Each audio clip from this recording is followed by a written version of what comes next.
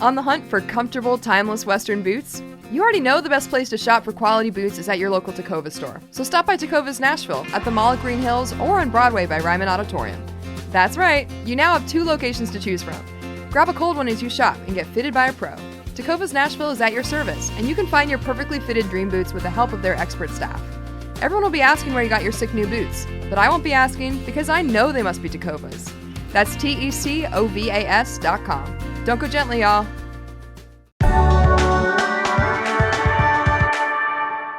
Today on CityCast Nashville, ooh, remember me? I'm back from the dead with a spooky ooky ghost story, The Legend of the Bell Witch. We're here with Kaylee Morrison, one of the tour guides at the Bell Witch Cave, who is uniquely qualified to tell us a story since she's lived at the Bell Witch property for her whole life. That's right, the Bell Witch is a family business. But beware, the Bell Witch was also not thrilled that we were talking about her behind her back, so she set off a couple security alarms on the farm while we were chatting. But we prevailed. CityCast Nashville is presented by our exclusive launch sponsor, Tecovas. It's Thursday, October 3rd. I'm Grace Fuse, and this is what Nashville's talking about.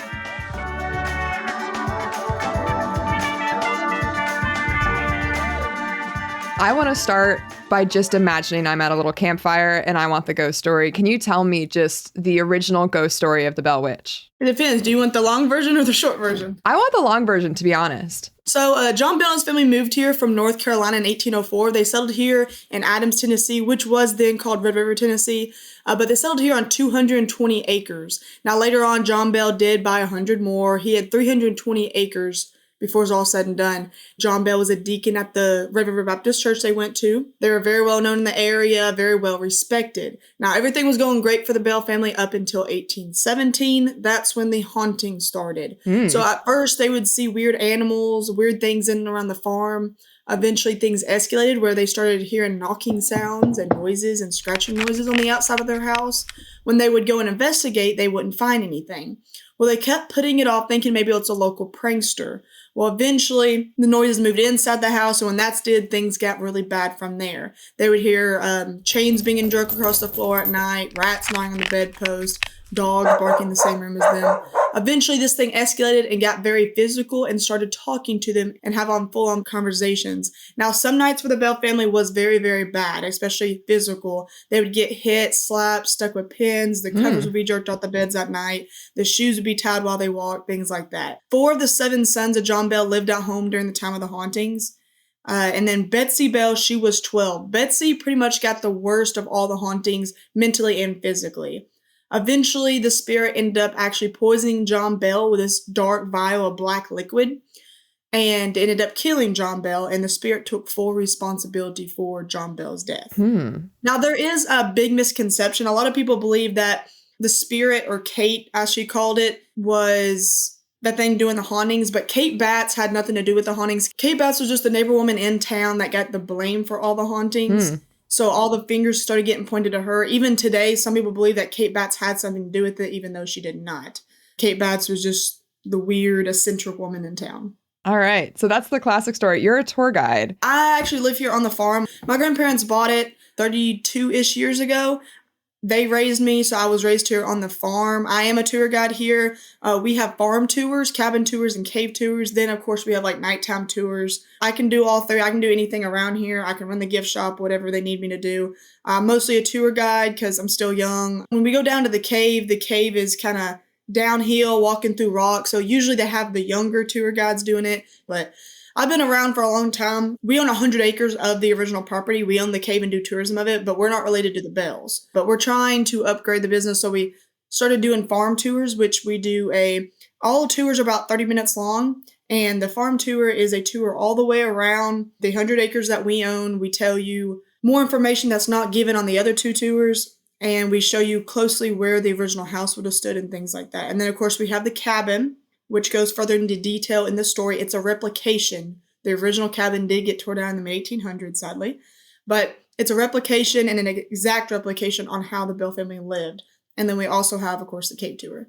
So you do tours of the farm and the cave and the cabin. Which one is the spookiest? If we're going on more on the paranormal side, we do get we do get activity on anywhere on the farm. Most time it is the cave. We've had people get scratched in the cave, get their hair pulled, feel like they're being touched, and we do get a lot of weird pictures. We don't allow any pictures inside the cabin, but we do get interaction. So we started doing public investigations, Yeah. and we do them once a month. And those are getting really popular, especially around September and October time. You pretty much come from like 7 to 1 a.m. and you can bring your own ghosting equipment, or we pair up with this paranormal group out of Gallatin called Black Wolf Paranormal. We investigate 3 places on the property. We do the cave, the cabin, and then we either take you to the Indian burial ground that's on our property or the very back of the farm. Okay, I definitely want to get back to the public investigation stuff, but I want to know, Yeah. you've been around this for your entire life. Yes, I have. Do you have any personal encounters or sightings with the Bell Witch? There's way too many. There was one time, I actually, if my friends see this, they'll probably speak on it. My friends and I still talk about this today. So I was young. I was probably around middle school. This was probably the most experience that probably scared me the most. Me and my friends were down in the basement. It was like 1 a.m. in the morning or something. We've been downstairs for hours. My grandparents have been asleep this entire time. And we're all just sitting there in a circle on the floor talking. All of a sudden, out of nowhere, we heard the door just slam shut out of nowhere. And we were all just sitting there. Like, we had no idea what it was. It scared us to death. We've been down there for hours. There's no draft down there in the basement. And we all looked at each other and we ran upstairs. We still talk about it today, even though that was years ago. The most recent experience, I believe, was I was actually cooking food on our stove in the kitchen. And I was cooking on the bottom or the top left-hand burner. And the bottom right-hand burner came on. I even have a video of it. Like, I pulled the phone to the side and like that burner was not on at all. Now the burner I was cooking on was on, but then all the bottom right hand burner just turned on out of nowhere and it was completely off. And like it was glowing red, like it was like on full blast, and it was actually completely turned off. There was one experience. This was not too long ago. I was in the cave with a group, and we like to during especially nighttime tours, we try to sit down for a couple minutes in the cave and just see if we can hear anything. And we usually sometimes do like video recordings doing this, but we were in the back room of the cave and we were all just sitting there and we could hear whispering and noises, like maybe a girl speaking or something in the very back behind Eagle Rock. Now, when you go into the cave, the very back room, we don't take anybody back past Eagle Rock. It's just a very famous rock that we call Eagle Rock. And we could hear like noises and stuff back behind there. But there's definitely a lot of experience that's happened. My grandmother actually has woken up with scratches on her before. Oh my God. And things like that. So it's definitely an experience. Okay, so you guys are kind of the keeper of this cave as like a family business. Do you have a friendly relationship with the Bell Witch? Is it kind of an evil spirit thing? I think I have an amazing bonding relationship with the spirit, because like out of everybody in my family, I feel like even though I've lived here just as long as anybody else, if not longer, I don't have as many experiences as some people. So I think I'm on great terms with them. Fantastic. If I'm visiting, should I assume that I'm on good terms with the spirit, or is it? I think so. Yes. Okay. Now, if you're, we try to be on good terms during our investigations. For an example, we communicate with the spirits. We do not provoke. We don't, even during our private investigations, we don't allow any Ouija boards or seances or any kind of witchcraft stuff. We don't allow any of that. So we don't try to provoke things. Nothing here has really happened. We've had people get scratched in the cave. My family members have got scratched or maybe felt like they were being pushed, but we've never had anything like very, very physical and bad like the Bell family went through. Have you ever had somebody come in for a tour and they're skeptical when they come in and then they come out and they're a believer? Oh yeah, we have that all the time. Now there's some people that's like, oh, I don't believe in it. Especially if you have someone who doesn't believe in it and then they go in the cave or the cabin and they hear something, then they're like, okay, I might actually believe this now. But now we don't have customers who experience stuff all the time. Like not every day. We might go a couple weeks without hearing something, but we do get customers that will experience stuff as well, like the scratchings and the pushings. We do get weird pictures. On our nighttime tours, we actually show an album full of weird pictures that people's taken over the years, some of the weirdest ones.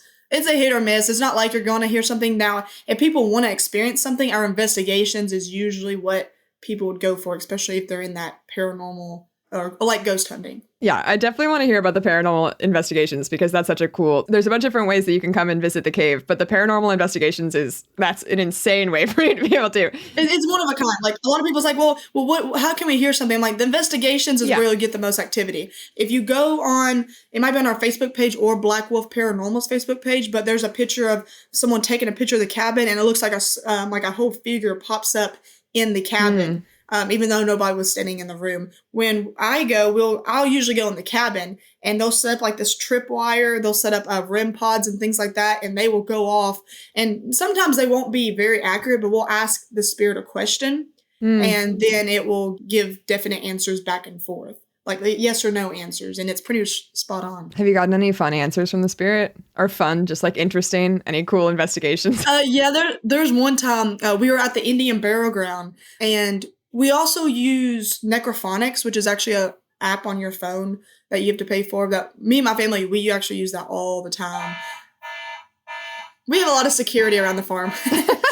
So we were on it was during an investigation. We were up at the Indian Burial Ground, and we was asking, trying to communicate with the spirit, and we were asking all kinds of different questions, and we had one of my family dogs up there. Well, it was sitting up there, and we started asking it, what is the dog's name? And it gave a different answer on what the dog's name was. And then we also said, what is this thing? And they said meat, even though it's a dog. But it's definite answers. There was not too long ago, we also used Necrophonics, and we've been using it a lot for answers, talking about our family and stuff, just to see what it would say.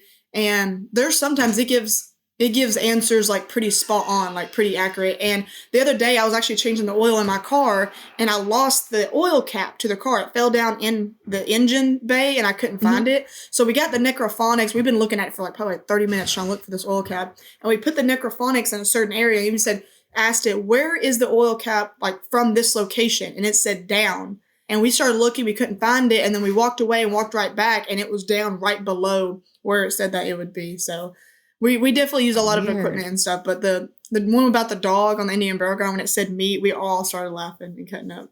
Oh my God. Okay, so why would your family buy this land? So, my grandfather, he wanted to own his own land. My grandmother loves history.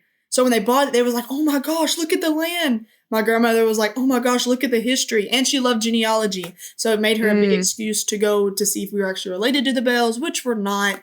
But it was just like, you got land and you got history. My grandfather took care of the land. My grandmother took care of the cave and the tours and doing the history part. So they actually found it. They were living in Nashville at the time. They found it in a newspaper.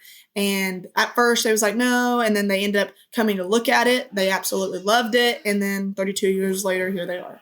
So were they believers when they bought the property, or did they become believers as they had it? Okay, so when they bought the property, the Bell story wasn't really like it is now. We have dug up a lot of information. Now, maybe they didn't have as many experiences then, but after living here for a little bit and them getting their experiences, my grandmother seeing stuff, my grandfather hearing stuff, getting weird pictures, and other customers getting them, eventually they was like, yeah, this thing really happened. Whether it happened the exact same way or something different, something happened here. There's just so much information and how many letters and newspaper articles, stuff that we have found. Something definitely happened here in the 1800s.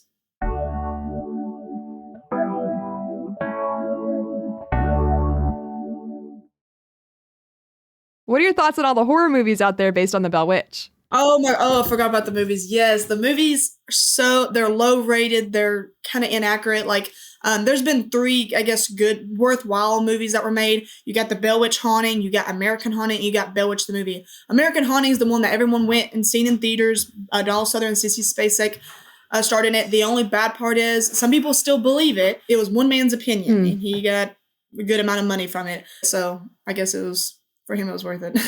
But the Bell Witch Haunting came out in 2004. If you look up on Roku, there's 2 of them. One of them is made in 2014. It's a bunch of kids running around with a video camera. Do not watch it. It's horrible. But the Bell Witch Haunting came out in around 2004.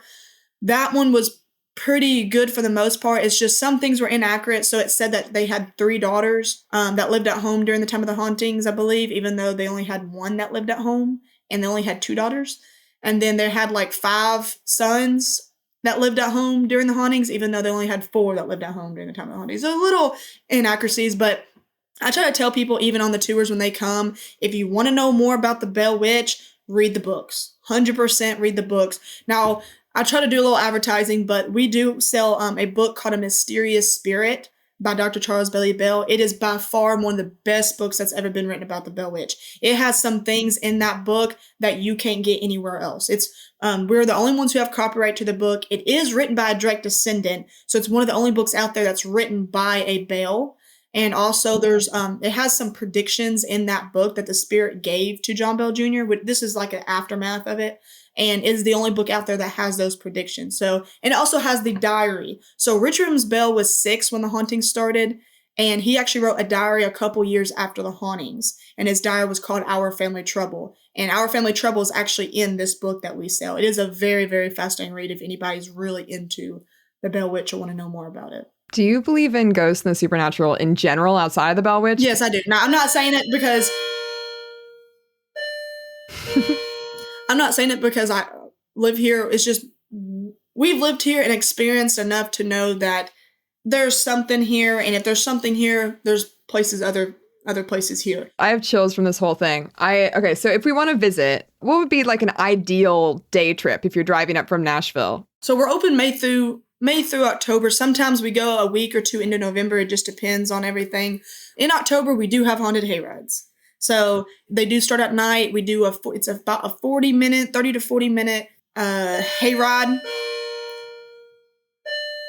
around the entire farm. People jump out and scare you. So it's like a haunted house, except you're on a hayride. So that does start at night. In October, it's Friday and Saturdays all the way till midnight, weather permitting. Honestly, if you just want a day trip, any day is the best. Like during May through, I believe, August, we are open Wednesday through Sunday. And some people will come during the week, which is when we're the slowest, so you don't have a lot of wait times. But if people want to come out, they can just go to our website, pick a day to come. Right now, we are only open Fridays, Saturdays, and Sundays because we are very slow during the week and there's no point in opening. But Fridays, Saturdays, and Sundays, especially in October, that is when we get bombarded. We have to move our parking lot to one of our bigger fields for our parking. And then, of course, at night, we have haunted hay rides. And then during the daytime, we do have farm tours. So if anybody's out, highly recommend doing a farm tour as well. Some people like to just do the cave and cabin, but if you want the whole experience, you're only like 70 yards away from the original house. We take you all the way around the farm, and just seeing how beautiful the farm is by itself is worth the trip just for the farm tour. But we do have cave cabin tours and the farm tour. We do like a combo or a double combo if y'all want to do 2 or all of them. Do you have to book tours in advance, or how far in advance? No, the only thing you have to book is the nighttime tours. Now, during October, we were very skeptical on nighttime tours because we are open to the public. And when we're open to the public, we can't do nighttime tours. Now, if you just want to do like a cave cabin during the day or a farm tour or a haunted hayride, you just come and show. We did do reservations last year. We didn't really like how that turned out, so we're just open to the public, first come, first serve. Now, if anybody's interested in the public investigations, the tickets are on sale for October right now. September was already booked up, but if you want to come out in October, we do have that paranormal investigation that's already set up, and tickets are limited. There's only a certain amount of tickets, so once those are sold out, we cannot sell any more of the public investigation. So if anybody wants that and wants to do it this year, I highly recommend going ahead and purchasing that ticket. Are these tours family friendly? Would a kid be terrified? On the haunted hayride at Maui, we had actually a kid who went on the haunted hayride, but it was a little different. It's not like it's a paranormal. It's just people jumping out and scaring you. We had a kid that went on the hayride, and he was so scared. He was screaming and crying, and we actually stopped the hayride and told the actors to take off their masks to show them that, we're just humans. I don't know if that would make me better. Well, he was really upset, and then he kind of calmed down, and afterwards he was like, that wasn't scary. I'm like, it doesn't seem like it was scary. But for the most part, yeah, we have kids. We don't allow under a certain age. I believe it's 3 and under. We don't allow just because of safety reasons and stuff. But above, we've never had an issue with kids. There is some kids that will start crying and stuff because they don't want to go into the cave, but we've never had an issue with kids. For the most part, yeah, it's definitely kid friendly. Now, during our investigations and our nighttime tours, we do have an age limit on those because it is a little bit more spooky at night and things like that. But during the day, yeah, it's 100% kid friendly. Fantastic. With the Bell Witch, outside of the actual property, I've heard that a bunch of Nashville kids grow up hearing that if you say Bell Witch in the mirror 3 times, she appears. I have never done it, and I'm not going to test it. I've heard the Bloody Mary, yes, where if you do it in the mirror, I've never done it. I think one of my friends done it, but I don't know what happened. I personally never going to do it. Also, forgot to mention that if you take a rock out of the cave, you do get bad luck. So anybody who's coming to the cave, I don't recommend taking a rock out of the cave. My mom has actually taken a rock, and some of our friends and family has taken a rock. They can definitely vouch for it. We have a whole album of a binder full of letters that people have taken rocks and sent them back in the mail with a letter stating why. And there's been anything from like a family member dying to them losing their house to them going bankrupt. Really? Them losing a family member, things like that. So I highly don't recommend taking a rock out of the cave unless you really want to test your luck. Does the Bell Witch ever bring good luck? I mean, yeah. Even in the story, in the Bell legend and everything, the spirit was actually nice. She would keep the Bell family updated on the latest weather. Keep them updated on the latest gossip going around town. And the spirit was also very nice to Lucy Bell, which was the mom, the wife. So she definitely had a good side. There's always some good things that happens around here. I like that. I like that she has the 2 sides. And she definitely had 2 sides. Like she would also attend church with the Bell family, and she would be along with everyone else. She would sing in church, and she had the voice of an angel. But during church, even though she attended, she also liked to correct the preacher during his sermons on any Bible scriptures or stories that he got wrong. Does she sing do you hear her singing, or when you hear her, what do you hear? Well, okay, so the spirit was not like a physical thing. The only time she was really physical is when they seen those weird animals in and around the farm at first. But the spirit was not a physical thing. You couldn't just see them. She was more of, I guess, invisible, like an invisible force. Like even if I wasn't here, you couldn't see me, but you could still hear me. If I went up and punched you or slapped you, you'd feel it. You just don't see me. Kind of like that. But at first, when they would see these weird animals in and around the farm, these weird birds and weird dog-looking rabbit things, then one of the big things they seen was this dog figure with a rabbit head. That's a very well-known story of the Bell Witch. That was pretty much the spirit, just, I guess, her physical form, even though she could kind of be different things. But when she started doing the hauntings and stuff, she was definitely like invisible, I guess you could say. Well, we're gonna come visit. I'm really excited to get spooked. Oh, y'all are coming out. Oh yeah, you bet. Like, of course. I don't know if y'all are very familiar, but there is a spirit play here in Adams. We have no association with it. We do not put it on. It's called the Spirit Play up in Adams, Tennessee. It's like literally like not even a mile, maybe a mile or so down the road from us. It's at the Bell School. You could probably look it up online. They do a play about the Bell Witch and tell the story there. They also have a smoke play. So anybody who's really into history, they do a smoke play on the Tobacco Wars up there as well. So they do the spirit and smoke play. We're actually going to the play soon. Even though we have no association with them, they've been doing it for years and they still do it. So if anybody wants a little spirit play, and then maybe afterwards you can come to the Cave and Cabin and do a haunted hayride and knock it all out. A perfect Halloween October day. Oh, it definitely is. Lovely. And if you hear something, that just adds to the story. Yeah. No, that's absolutely. Absolutely. Well, thank you so much. Back, but it will definitely add to the story.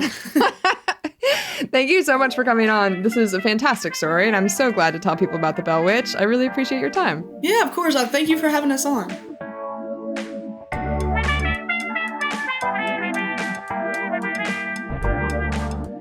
That's all for today here on CityCast Nashville, and that's all for me on CityCast Nashville. I'll miss you all, but if you enjoyed the show, why not tell a friend? Rate the show, leave us a review, and subscribe to our Hey Nashville newsletter. We'll be back tomorrow morning with more news around the city. Bye!